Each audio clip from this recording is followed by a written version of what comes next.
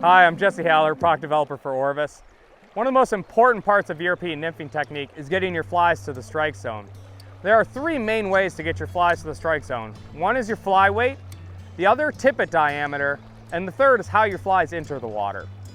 Selecting the correct fly weight can be a little bit of a trial and error process, and as you can see, there's different currents and depths just right here in front of me. You'll usually start a little too heavy and you'll work your way backwards, but sometimes you'll be a little bit too light as well.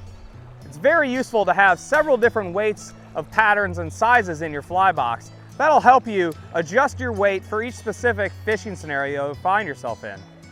I typically fish 2 flies, but you can fish 3 in some areas, or just 1, depending on what fishing scenario you find yourself in. 2 is a good place to start.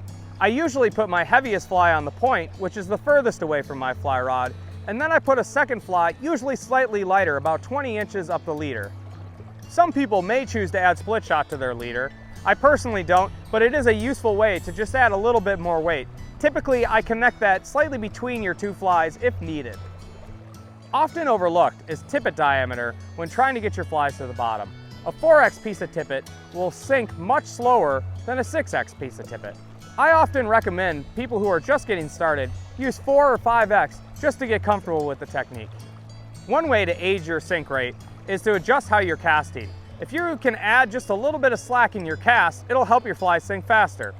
A tuck cast will help you get your flies down just a little bit faster. It's very much like a traditional cast, except you stop your rod tip just a little bit higher, and that'll help add a little bit of slack and allow your flies to parachute down to the water.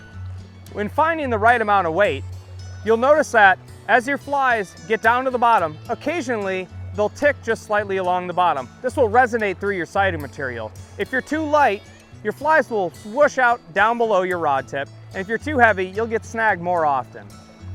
So when you're out trying this technique yourself, you might try to remember those 3 particular things: fly weight, tippet diameter, and how your flies into the water to help aid you to get your flies to the strike zone faster.